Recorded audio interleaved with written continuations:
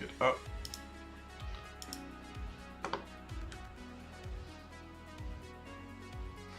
Okay, we should be live now. Let's pop out the chat, and I need to swap my YouTube account again. Different account, this one. Okay, now I can reload the chat and actually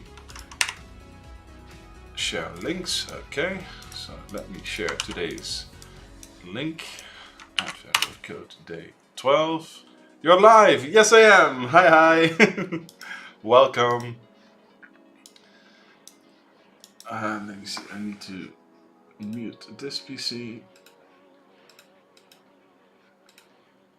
And then load this up. Okay. Nice. Yes, so yeah, today is Advent of Code day 12. Let me move this out of the way. So let's start to read the problem. So Alan, have you done Advent of Code yourself? I really love these challenges. I've talked about it a few times in these videos. I might talk a little bit more about it later. But let's go ahead and read today's challenge to see what we're up with. Because as the challenges go on, the days get later, the challenge also increases. So having some extra time to think about stuff might not be bad. So yeah, day 12, hill climbing algorithm.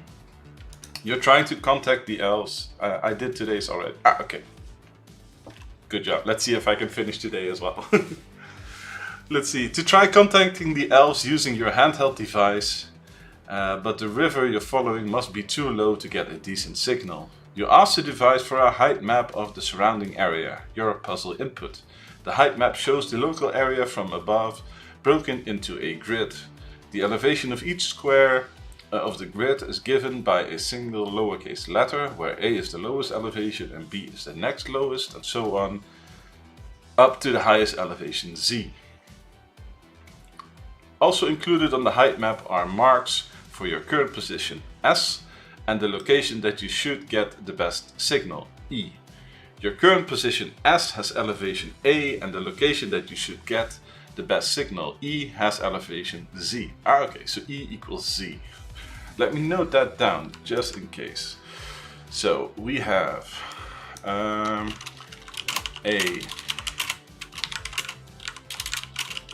Z, S is start is I wonder if S would then mean A, E is end is Z. Let me keep reading to make sure. Looking forward to your solution. Yeah, me as well. Let's see. It sounds like pathfinding, but let's see if we need it. Also include a height map. Yes, S. Oh yeah, your current position S has elevation A. So yes, I can remove this question mark. See, reading is very important, and that's usually where I tend to mess up right away. So that's why I try to keep notes and making sure that I get my assumptions right. You'd like to reach E. But wait, if you go from A to Z, okay, yeah. Let's not get ahead of myself. You like to reach E, but to save energy, you should do it in as few steps as possible. Okay. During each step, you can move exactly one square up, down, left, or right. Okay. To avoid needing to get out your climbing gear, the elevation of the destination square can be at most one higher than the elevation of your current square. Okay. Move. Let's say we move one position up, down, up, right, down, left. Dest max current plus 1. So it can be anything lower than. Let me see. The destination can be at most one higher than the elevation of your current square. That is, if your current elevation is M, you could step to elevation N, but not to O. This also means that the elevation of the destination square can be much lower than. Yeah, okay, good. Smap UK. Hi, I only just finished this. I always struggle with this puzzle. Okay. Still sounds more like pathfinding. So probably you need to pull out Dijkstra. It's funny because yesterday people were complaining about having to factor, you know, the numbers, and they were like, why do we need this specific math knowledge that isn't shared in the problem set? And I was like, okay, if you're upset about that, go ahead and study up on Dijkstra, because you'll pretty much need to use that every year. So yeah. I don't know if it was last year or the year before, but we needed like priority queues and Dijkstra just to have an efficient evaluation, and it looks like I'll need to do the same, so I'll probably just copy the code from last year and refactor that a bit to fit this case, because I write that stuff so little that I recognize when I need it, but it's just easier for me to just refactor what I have there. Let me see. But let me keep reading for now. At most one higher, blah blah blah, can be much lower than elevation of your current square. Okay, so here we have an example. So we can A, B, C, C, C, D, E. So yeah, you can go like this. Oh Jesus, didn't go around. P, Q, R, S, T, U, V, X. Oh yeah, and this is Z, so it can't, so it needs to X, X, X. Y is easy. Okay, so you need to have a pretty annoying path, like here.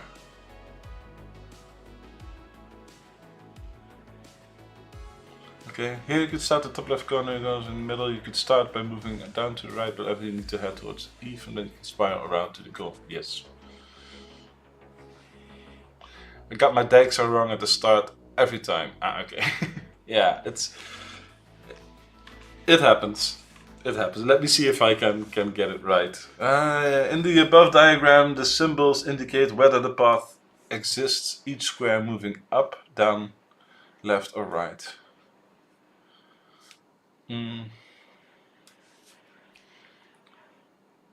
Period marks unvisited squares. Okay.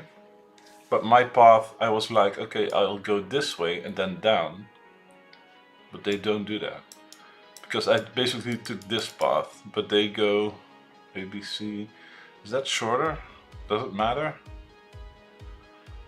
I think it's the same, actually doing this and then going down versus doing this jaggedly. Okay, in the above diagram, yeah. Okay, the location that should get the best signal is still E. And okay, the path reaches the goal in 31 steps, the fewest possible. What is the fewest steps required to move from the current position to the location that should get you the best signal? Okay, let's see how big the map is. Ah, it has a nice. Okay. Okay, let's start coding. Day 0. Day 1. This becomes day 12. Set a base to 12. And let's do the program. Make that run 12 as well. I didn't rename it yet. Day 12. Oh, did I change the wrong one? Okay, great. Let me go to day 12 and copy it back. I should probably just generate class files for each day, but doesn't matter that much. Let me see, day 12.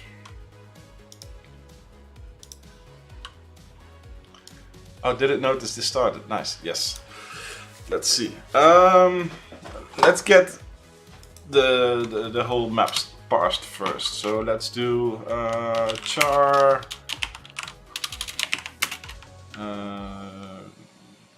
map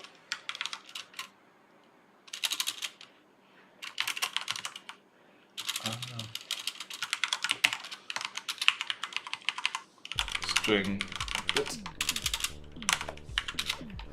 Let's see. Int rows is var rows is input to lines. Int call count is rows 0.length. So basically, actually I could just do let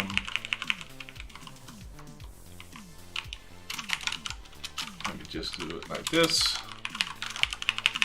We can use to input 2 lines, select x to char array,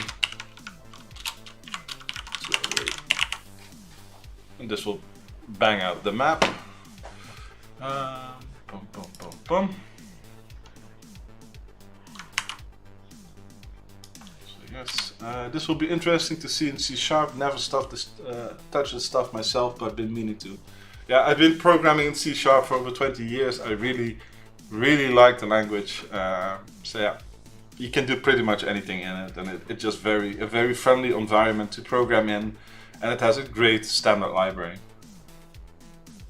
By the way, I'm using a lot of functions that I wrote myself, some extension functions that are not standard.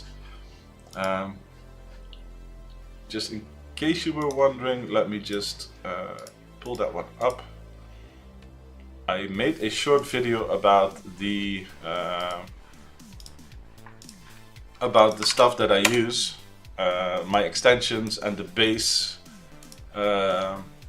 class that I use to pull in the solution, because I have, when you look at it here, it has a base class called solution that I pass in the day, and that basically pulls in the input file for me automatically. It adheres to all the rules that they set, so you can use this. Just make sure that you update your user agent for your own contact info, and then it should be fine. And I've also included, like in the video, a link to a gist where most of these helper functions are that I use as well. So yeah, and like Keith said, modern C# is so awesome, and it really is. I've been underutilizing stuff like record and the new pattern switching, and so yeah, I still need to get used to some of the new stuff. I find that as I grow older and been programming in C# longer, that I take more time to adopt new things, but they are most definitely cool. I think it was yesterday I was talking to some people, and I was like, I wrote my rule execution like this. I should probably bump up the zoom so that it's easier to read. I had this logic to execute the rules, and I was like, I should probably just use the new switch case, right? So then you parse, I wrote a function here, and this might look a bit like gibberish, but basically what it does is, basically it takes an input. If it's old, it takes the value that you put in. If not, it parses the string as a long, and that maps the rule and lets you do stuff. And then you can extend this very easily with new operators. And Key says, hey, I'm old too. Yeah, I'm just probably a bit older in mind, because I just I take more time to adopt new stuff. But I really like this clean way of writing a switch statement. I'm a big fan of the new pattern matching functionality. Yes, me too. It's a lot cleaner than writing it all in an old switch statement. You just need to know that you use the discard pattern instead of a default to match the default rule. So that's the only thing that you really need to know, and a little bit of new syntactic sugar. But yeah, it makes it easier. And I really like writing funcs and actions to like isolate blocks and reuse them without reusing all the code. But yeah, let's get back to the problem at hand here. I should probably also make this return my start and end point, because that is the goal. I can just do, and for this you would probably use records, but as I said, I don't remember it by heart, so I never do. I need to do that more, so I can do end y and x. Go ahead. Yeah. Start point end y x end point. Also, hi token, nice to see you here as well. Find start and end, and this will be a char array map. we do for int y is 0, I smaller than, so we do int goals is map length, no, rows goals is map 0 dot length, y smaller than rows, increment y, save for x, and then we do goals x. So now we traverse the map. Goal start found is false and found is false. If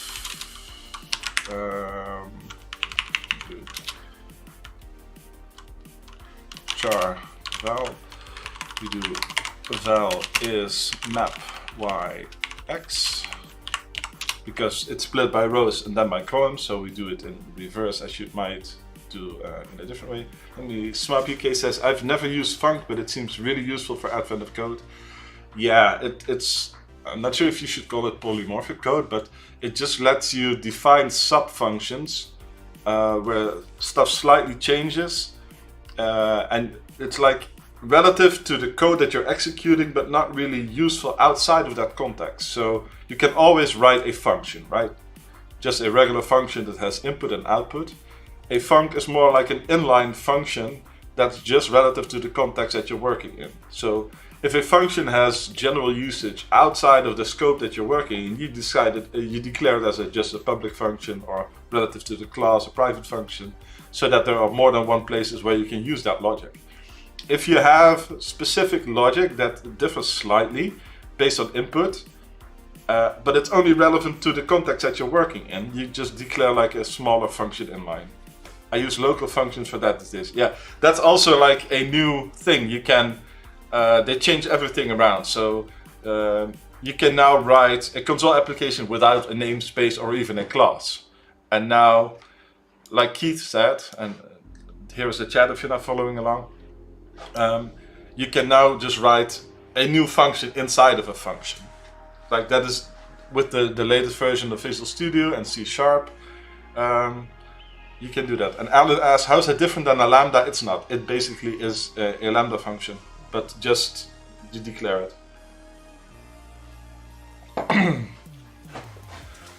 Let's see. Well, Keith says, but for capturing lambdas, you need a func. You can just have a function that accepts a func and then refer to the thing that you wrote. But yeah, I think we're getting off track a bit. Let me see. I was trying to find the start and end characters here. So we do if val is, let's do if not start found, and val is, no, let's just do if val is, and then we need to have the constants here. So we do const char start marker is uppercase S, const char end marker is E, is start marker if start found, throw new application exception, more than one starting point found. So this should never happen. So we have need to define these as well, because these are all our results. RR.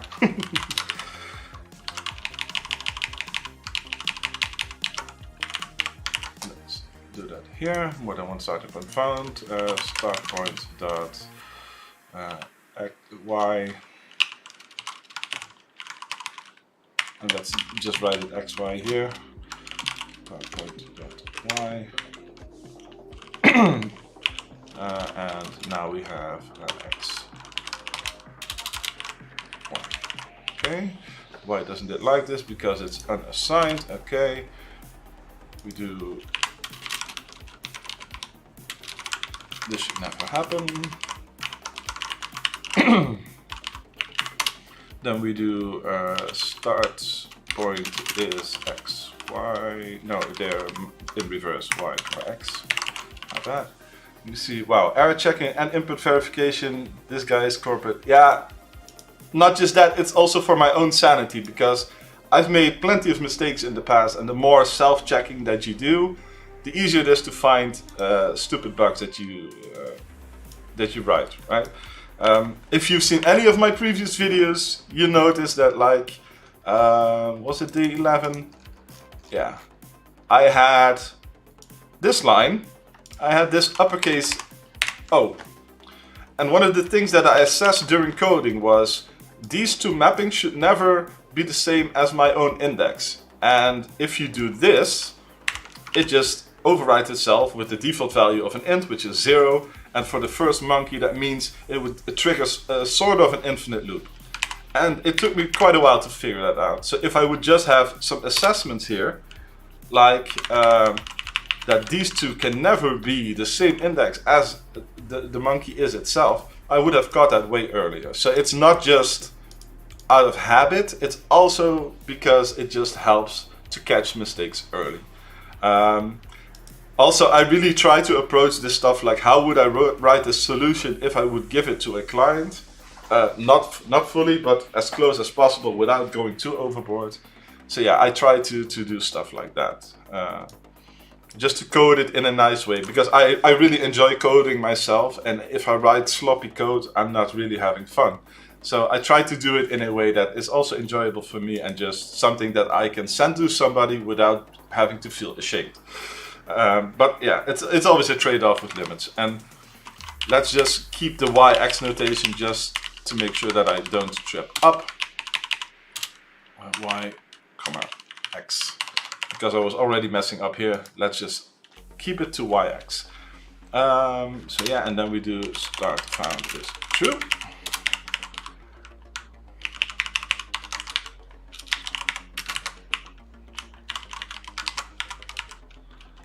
End marker, we have the same logic, and found.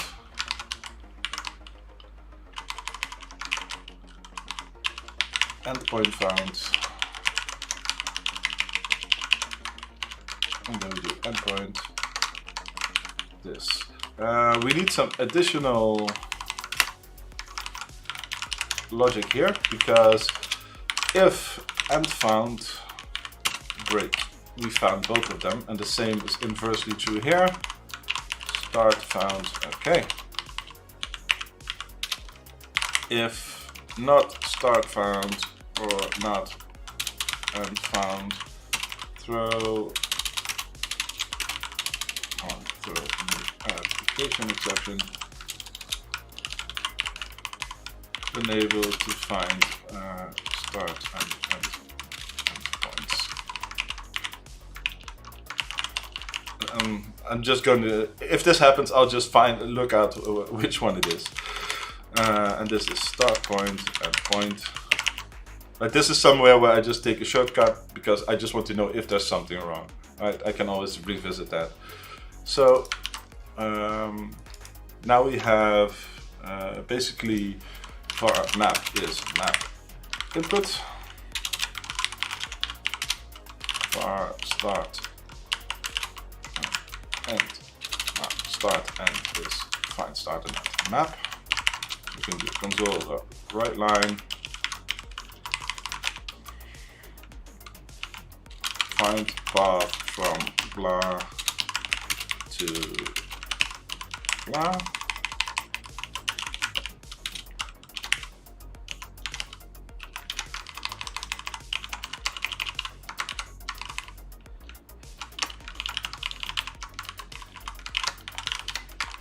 Let's do it like this.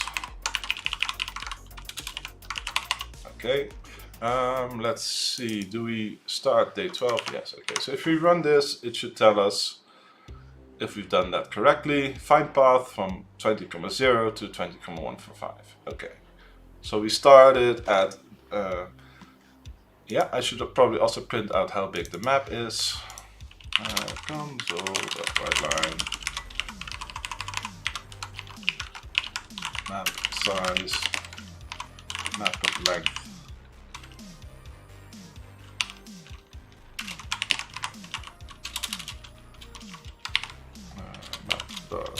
Zero.length. Probably need this anyway, so let's do int rows as map.length. Goals is map 0.length. Rows goals.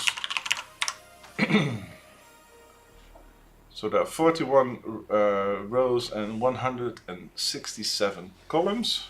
Okay, let's see. And now for the pathfinding. Yeah, we have like the moves. I think I coded this in some enums by now. Right, yeah.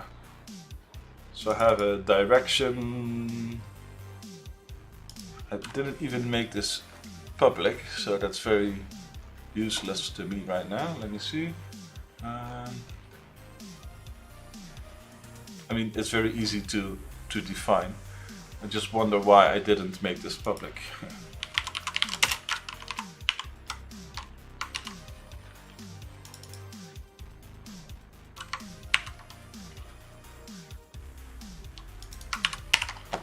Because this way I can just refer to it.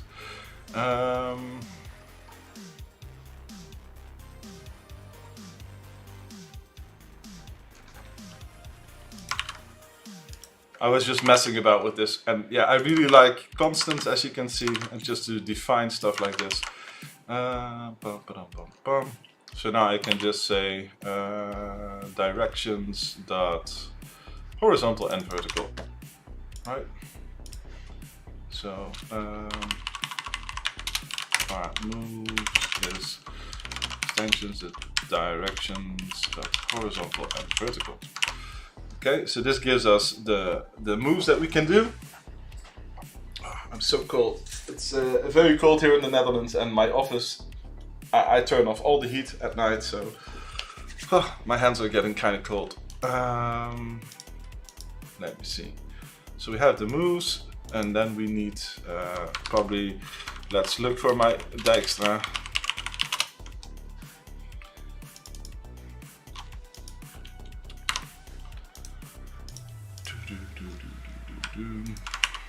And let's just move that in here.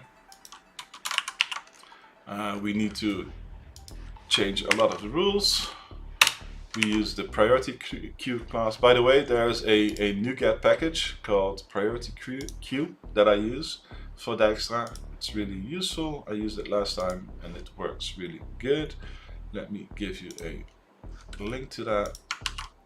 So if you are interested in what I used here, this is the priority queue class that I use. And basically this has optimized sorting for the queue, so that you can keep it efficient. Let me see.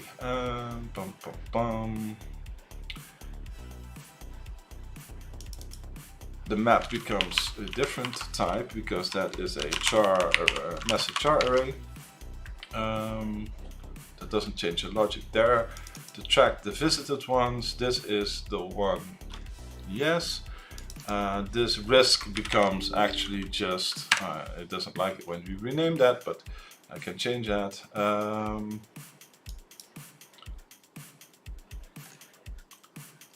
can also do it like this and add that here as well, just so that it doesn't complain. So we have the moves that we need to do.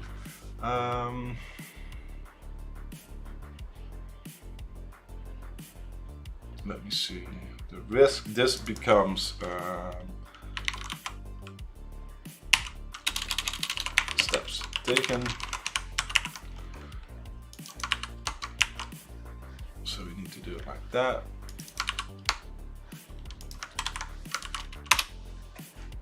Boom. Let's see. Visited, yes. And we only do that for valid moves, so we need to make sure here target pos is that. So we also do target val is map y, x. And we need to do extra checks here.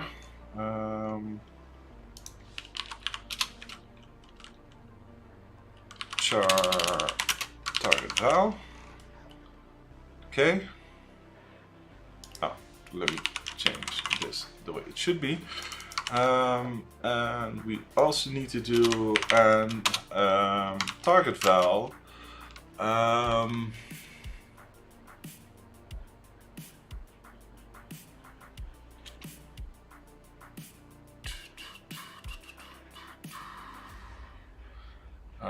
Let's see.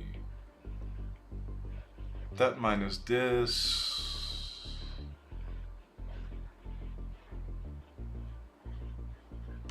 Let me think about it. Because it needs to be at most one larger. So if you take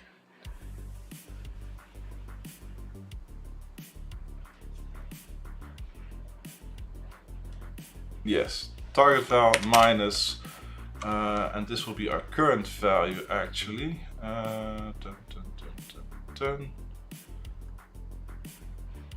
Let me see.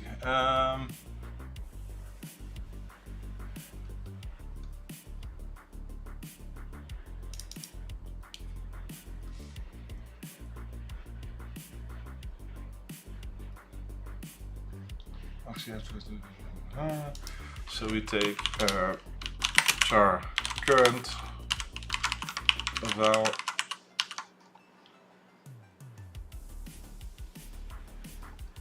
let's see, target count. Does it know that? I probably need to add that to the queue there, right? Let me think.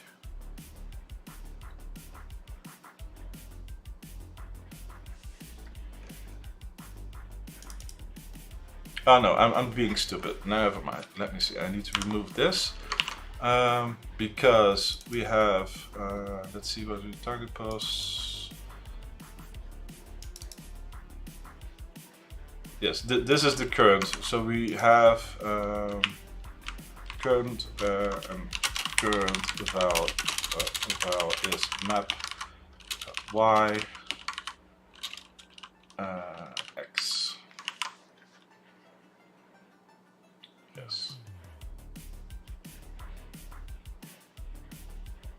Oh, I need to do that inside here.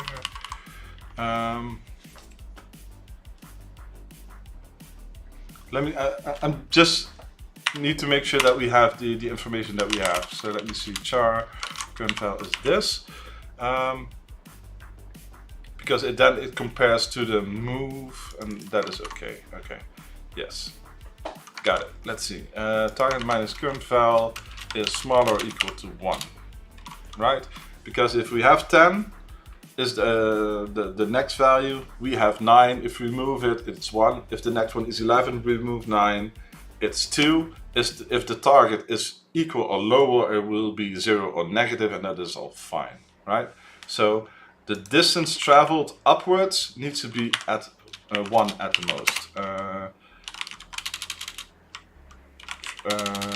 Difference upwards at max 1. Okay. So this would also be the steps taken actually, but because that will be this one. Dun, dun, dun, dun, dun. But we don't need to track that yet. We just need to have absolute moves, right? Let me see. Because the height difference, it probably comes into play in the second part. But for now, we just need how many locations we visited. Okay, so I'll just ignore that for now. This will just be used to determine the valid paths. I will just increase the steps taken here.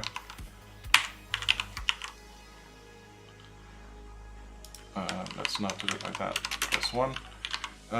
If target is endpoint, end target, yes. Return steps taken, else in queue, that, right. Okay. I think this is it. Let me just make sure how I call it here. That I set up all the things in advance.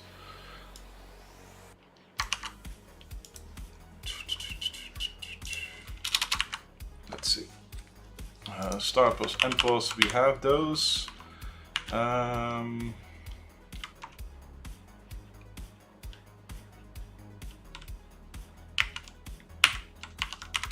can do that. Best scores int.max value, okay. Priority queue, this is steps taken. Basically we don't even need to track that there, but it's okay. And queue the start, that will be a start end dot start point. But this one expects it in the different order, right? Because it's an XY queue. Let me just make sure that I swap these.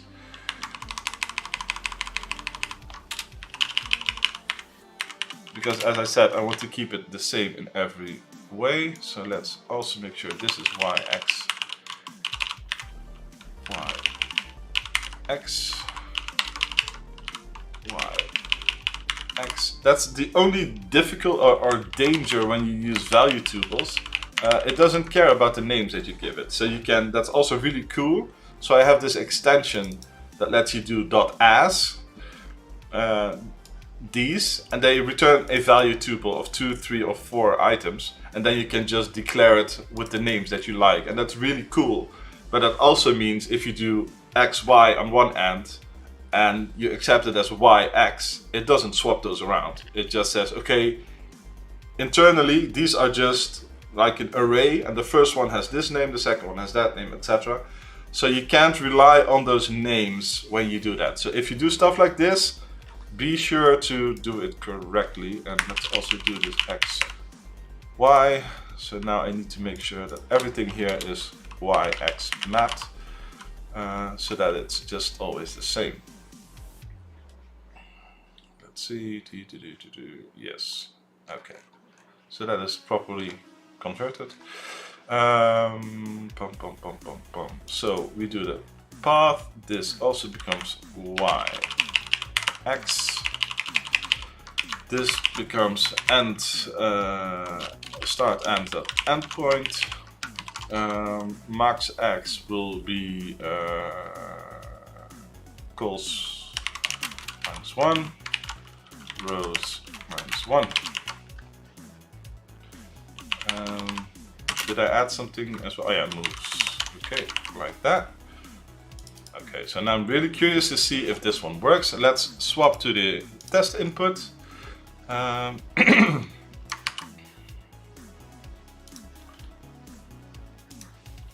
So let's do var map is map at this. We just paste it in like this. Let's see what it spits out. Boom, nice.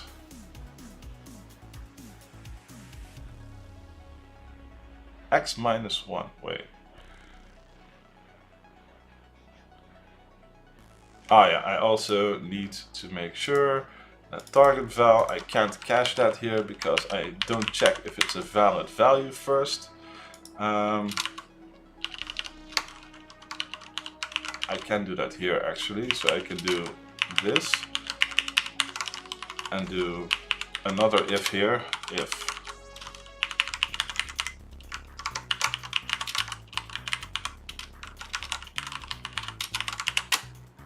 okay, so now we only try to attempt it if it's within a valid range. Okay, part 1 -1, that's not good. Let's see, map size 5 by 8. Let's see. Okay, let's debug this.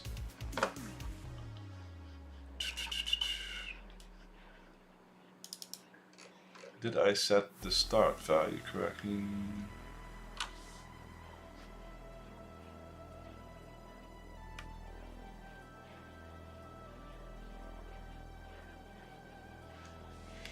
Okay, let me see. So it has 1. Okay. Target.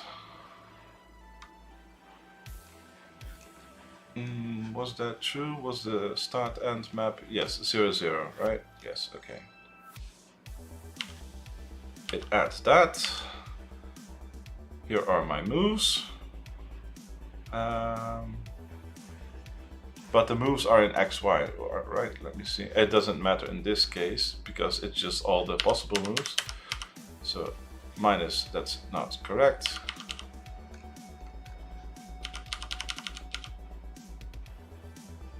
0, 1, that is correct. So that one is A. Target file A minus, oh yeah, I need to replay, that's a good point. Here you can see that I messed that up. I actually need to change the map after I've done the start end mapping here. So we need to do map start end dot start point dot y, and that's why it's good to test stuff. X equals, and let's put that as a constant here.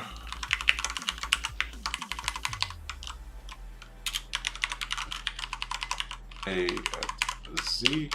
I really dislike magical numbers, etc. So I try to never declare stuff inline, but just define it here and then refer to it. That makes stuff easier to reason about. And we do also for end point. And this becomes the end marker mapping. Okay, so we run this again.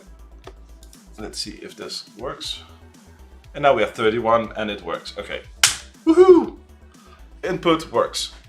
So let's see if we can do the actual input and pull out this one. And if you don't understand what just happened, I can go into detail after, but let's get that gold star first. So this one says 517. I wonder if it prints out a nice map. Woohoo! Gold star for part 1. Okay, let me warm my hands for a second. If you have any questions, drop them in chat. Otherwise, I'll go start with part 2 in a bit. Yeah, that's really funny. I actually told people yesterday to study up on Dijkstra if they had issues yesterday.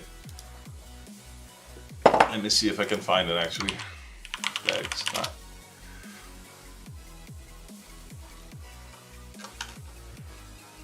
Oh no, it wasn't the C# chat, I think. Have been enjoying your videos, didn't realize you were on this Discord. Ah, I love that, thank you. Let me just see if I can find my... I'm pretty sure I said it yesterday. Yeah, here. I came from Advent of Code, not an Advent of Mod. By the way, disclaimer, this was somebody that was making a joke and I didn't know them well enough to have any context, so I was just trying to help out.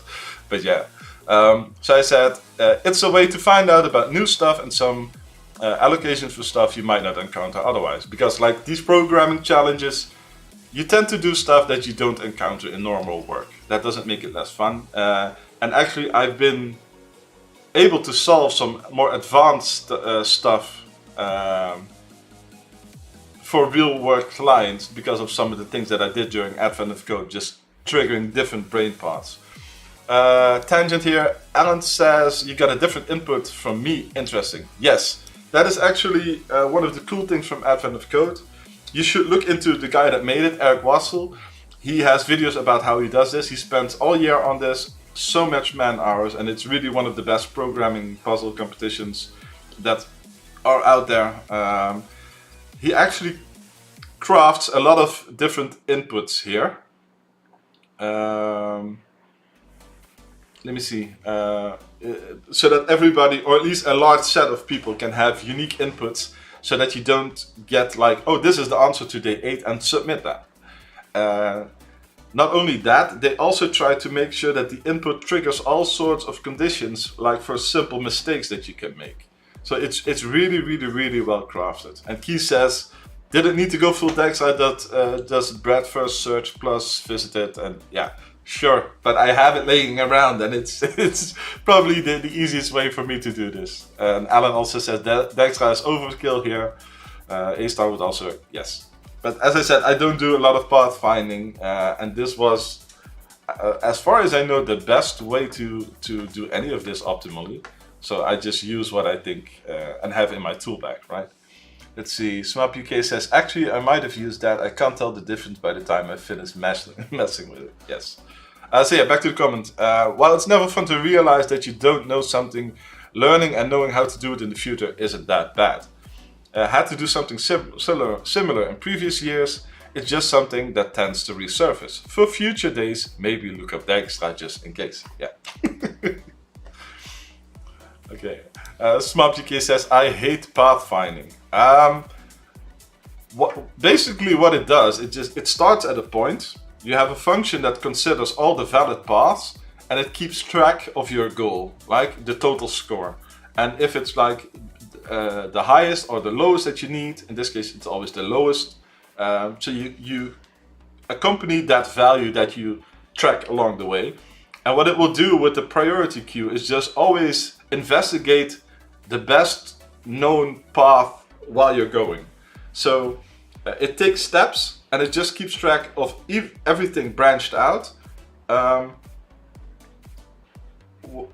much that you like the score, and it will just always take the smallest score because that is most likely the best route to take. So like if you have a route that goes all the way around the screen, when there's a shorter path, you tend to get at a value that is higher than all the other options that you still have to explore. So it just keeps exploring the best score, and that naturally leads to finding the best path the first. Let's see. Dijkstra is designed to handle paths with costs. There are no path costs in this world. Yeah, but I don't think there's there is a big issue with using it here, because it just considers the cost of one for the path taken. But I think in part 2,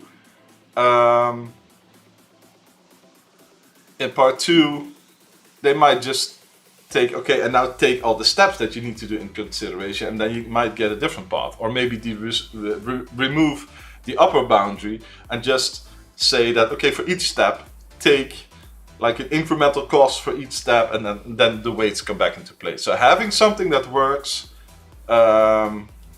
with weights, even if you set it to 1 at this point, it's not an issue in my mind, and just helps you set up or be able to tackle future issues when the requirements change a lot easier.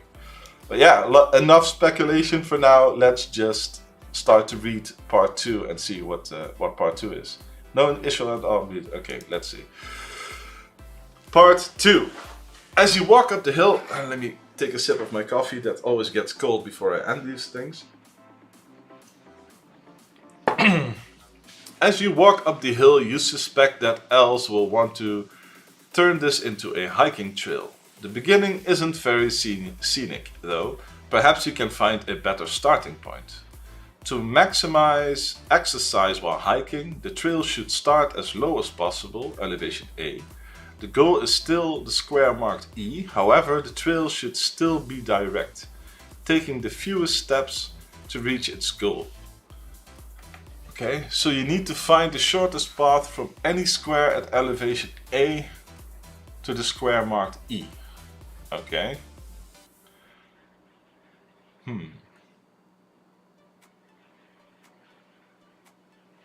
That's interesting. And I don't have a good solution for that, because my naive mind says just take all the A values and start to look from there. But no, actually what you need to do is do the reverse. So you need to start at the endpoint and then find the shortest A point. Because the first thing that came to my mind was, okay, let's get all the A characters and then run it for each of those and get the result. And while that will work, it's not a great solution. So basically it says, given the constant endpoint E, can you find the best starting point A? which is basically to do it in reverse, right? Because instead of trying each starting point, we know the rules, so we can go from the endpoint, then do the reverse, and instead of having a fixed goal, we can just, because right now we coded it with a fixed start and endpoint. What we now do is do the reverse logic, start from the end, and say, okay, as soon as we find a value that's called A, we got it, A or S. But since we already removed our, we mapped it out, that is fine. Okay, so let's see how I code that, because the evaluation logic here, this part is different, basically just this condition. So what I could do is actually pass this as a function, and also the end step, right? So what I can do is alter this. This will become a func bool is end.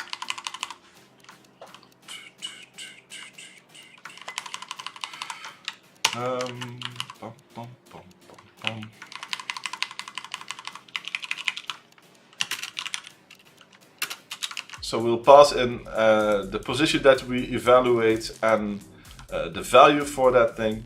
So let's do that, and then we can call is end, and we can also do the same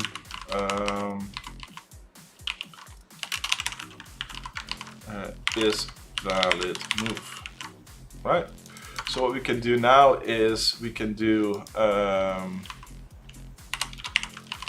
if is valid move, and we take y comma x, and then we do current val target val. Right, so we now replace this logic. So this becomes is target move is, and then we do target current false target val, and this becomes right. So this is the logic that we passed in for part 1.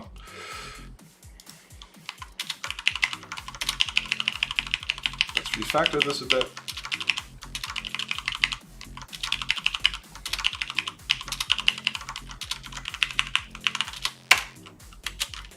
So this is endpoint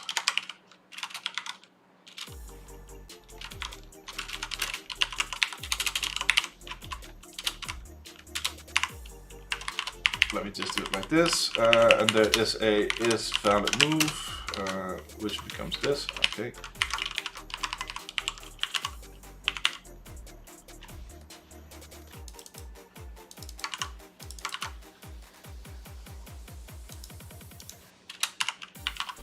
I probably messed up the order for things now. Let's see. Is end, and then is valid move. Okay.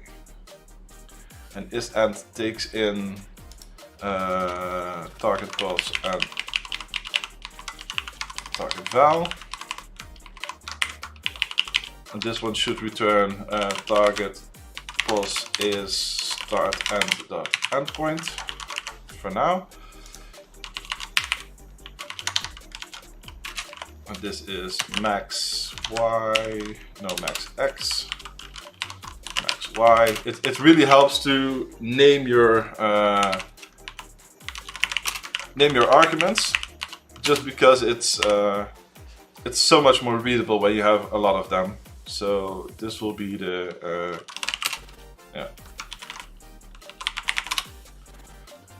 queue. This is visited, and then map is map. Okay, right? Because you can't always tell from the values what it is, so having it like this is better. So now we change this around. Next we also do if is and we take y comma x, target val, and then we do this. Okay, so for part 2 we can copy this entire thing. Let's switch back to the test input just to validate. And I should also run part 1 and validate that result again just to make sure that my alterations work. Now is and means target val is A. And we can use this constant here. While it's not 100% correct, it's correct enough for me. Because it's equivalent to what we want to do. Probably I should define another constant with a different name explaining exactly what I try to capture with the same value as the other constant. But yeah, it's good enough here. Because we just try to find if it's A.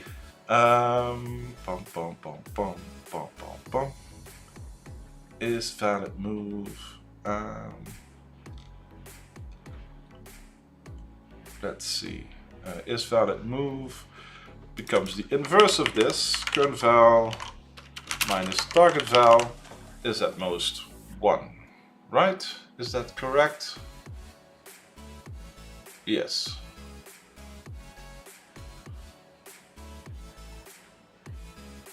Let me see. Because we're going the other way. Let's see. Let me see. It's simple, but I still need to focus for a bit. Because if we're going from 10 to 9, we go 10 minus 9 is 1. If you go from 10 to 2, it will be 8, and that is also valid, so that is not correct. Let's see. The move that we need to make, is it just let me see. If you keep it like this, is it then the negative? Let me think. Let me just write it out, just so that I make a mistake. 10 to 9 is valid. 10 to 7 is not valid.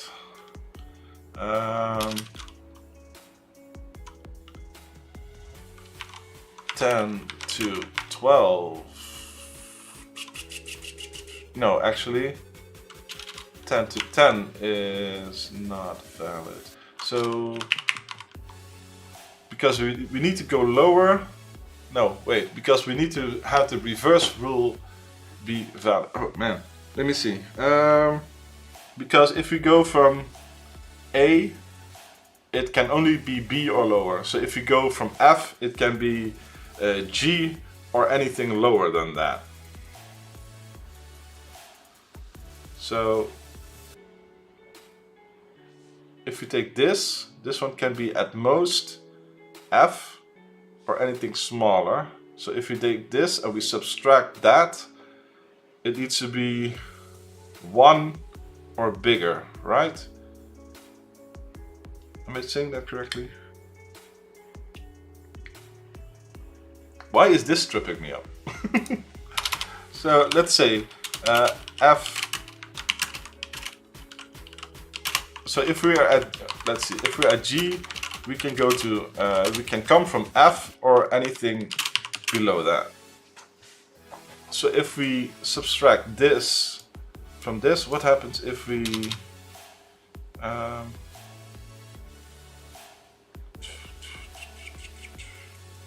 this one always needs to be yeah, it's just this one, the from needs to be lower than the target.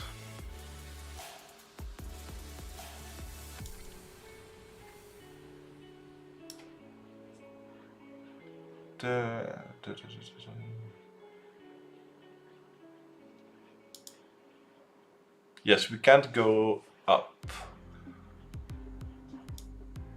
No, actually this needs to be G to A, right? It can come from, no, but it Let me see. We have the reverse rule. We can always, for the path to be valid, the reverse needs to be at most one bigger. It's just the same rule, but then with these swapped, right? Because we need to simulate as if we go from yeah, it's just current compared to target. It's the same rule, like this. Man, I don't know why this tripped me up so much, but because we still need to evaluate it as if we're going the other direction. Let me just check this, if it works. The first one is 517, the second one is 1. Okay, that's not correct. Because I didn't give the starting point correctly. Because for part 2 it's the end point. And this doesn't make any sense now. Let's see, where do we start? End point. My bad. 29. Okay, but this is the real input, right?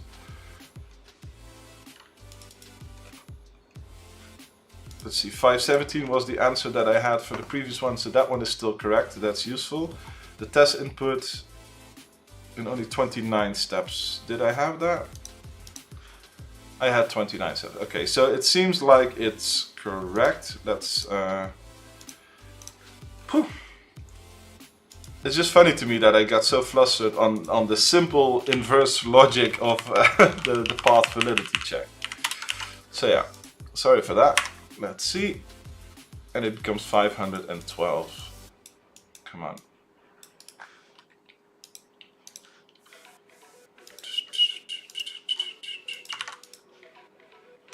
Woohoo! We did it. Okay. So yeah, that was nice. And I actually improved my Dijkstra thing that I wrote to be a bit more flexible. Let's see. I got tripped up on the movement being able to fall more than one block. I read it as only one higher or one lower. My input had cliffs in the jump off. Okay, in it to jump off. Yeah, that's also what I was. It's the same logic, but when you traverse it backwards, you just need to. It tripped me up, like having to how to validate it. But in the end, it's like, okay, you just treat it as if it was a move from the other section. And that basically meant all I had to do was to swap these two in order to pretend that it's an inverted move, and then the condition still is the same. But for some reason that took me a really long time to just work out in my head, so I'm sorry for that. But yeah, this was easy to me now because I had already coded something like this that I could use. And while it may be overkill, I don't mind. I actually thought that they would include the actual weights, so that if you have a drop down, like the rule where you can take more than one path down, that they would include that in weights, or maybe like if they allow just any traversal, but if you go up, that it's like exponential. I was expecting something like that, to just have more difficulty with the weights, which is why my solution might be a bit overkill, but yeah, it was fun to do anyways. So yeah, now the real work starts again. I have still so much work to do for my clients, so yeah, let's do some paid work after this. It was nice to have all of you here. If you have any questions, and let me just check, usually people drop their solutions in my Discord. Links to that, by the way, are in the description.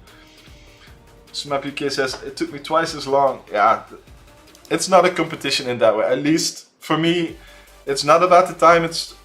My biggest issue is trying to read the problem set correctly and not make stupid mistakes there. So and to just have fun.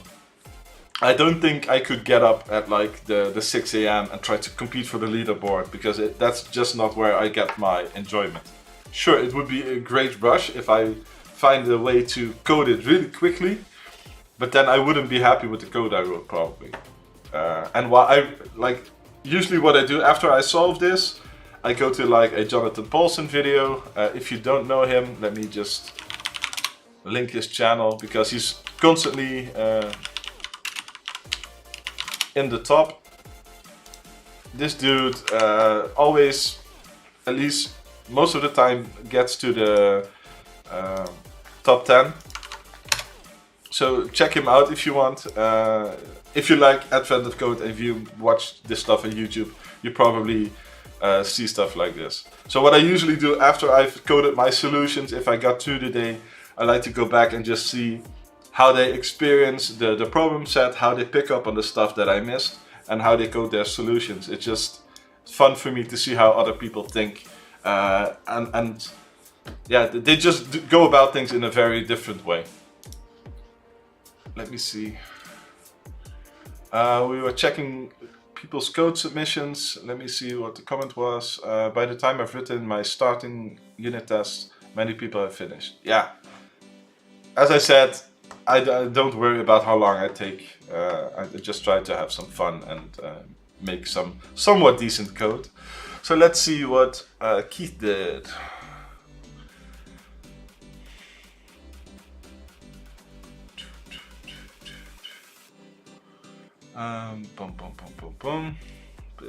Yeah, these are the same, like the moves things that we use all the time.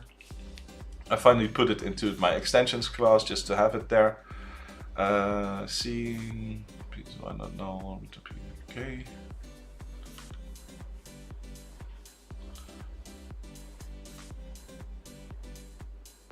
So this is basically the check if you can go to the destination that you want.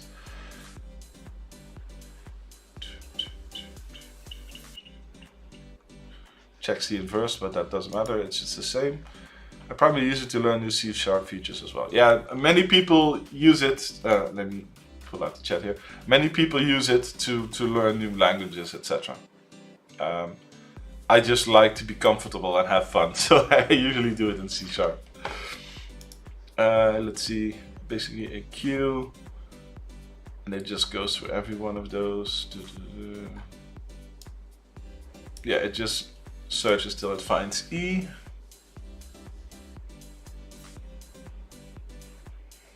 Then it goes through each of those. It does declare like a new array every time. I wonder if that's much of a penalty there, but let's see for each. And also, if you for each it like this, you really don't need to call the toList, because that just does like extra memory stuff, because this will already return an IEnumerable that it can for each. And you don't modify the same queue that you're reading from right now, so.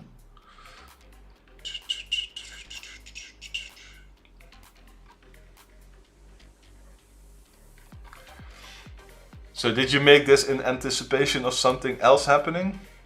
Because you could just skip this and just have like an array of bools this way.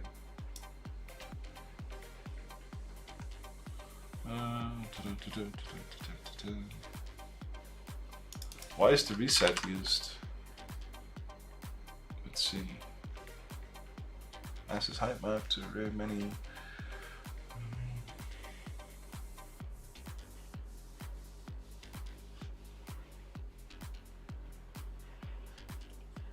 For each is only on lists, not enumerable. Is it? Okay.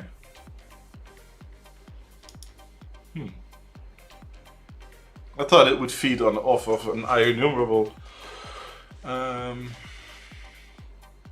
Let's see, point starting point, reset height map.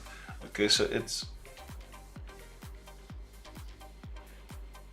Oh yeah, okay, so this one did the naive thing that I said, like it gets all the starting points and A's and then just tries all of those. So So what you could still optimize this by doing the reverse, but it's probably fast enough, right? Yeah, this was what I was talking about in the beginning, like the first idea that came to mind, to just take all the valid starting points. But yeah, if you just approach it from the other way, you do way less work. But yeah, not bad. Let's see.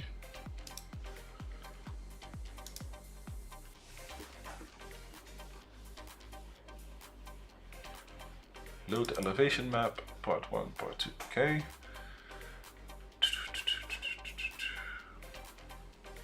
So you already also anticipated like that they would do something with the values there, and you mapped it to actually zero-based height indexes.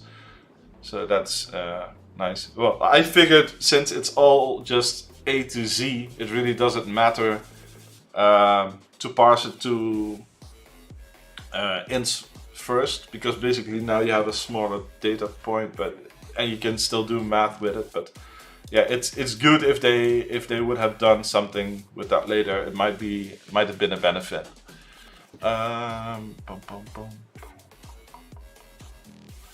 Walk to the array with values. Okay. So this just. Is this your helper function for you? Okay.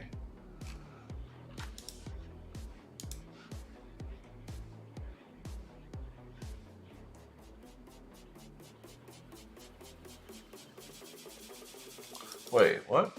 Walk to the array with values. Okay. So this doesn't give you the actual the cell that has and the int is the underlying value. Okay, I got it.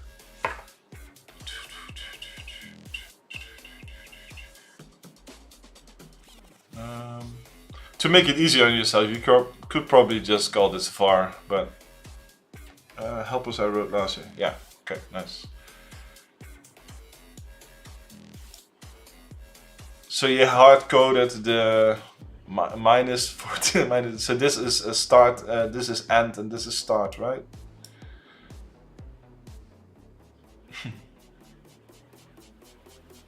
Different way around. Yeah, that's the downside of doing everything like in the characters. Then you have to code up stuff like this. I would probably prefer like to have that as a constant, just to make it more readable. But you can see start point, end point here, so it's clear what it does. I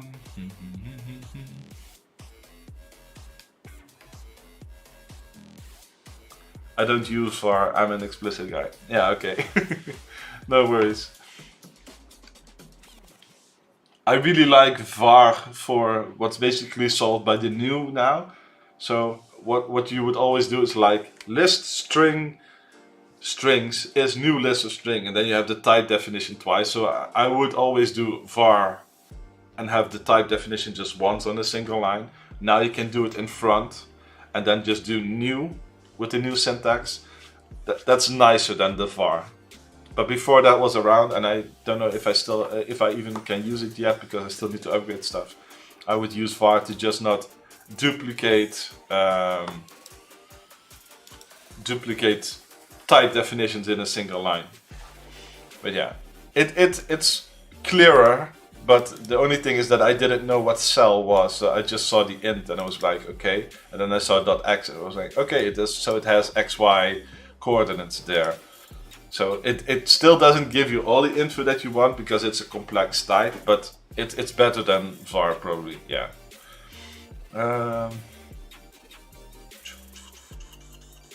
Let's see, where was I? Solution 1 const. Huh? Wait, what is this magic?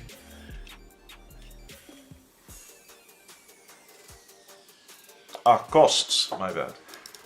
Okay. Calculate costs. We're going backwards so we can work with parts 1 and 2. Ah, okay. So that's smart. So you already rewrote your code when you got to part 2 to just have one single function that just does the reverse. Nice.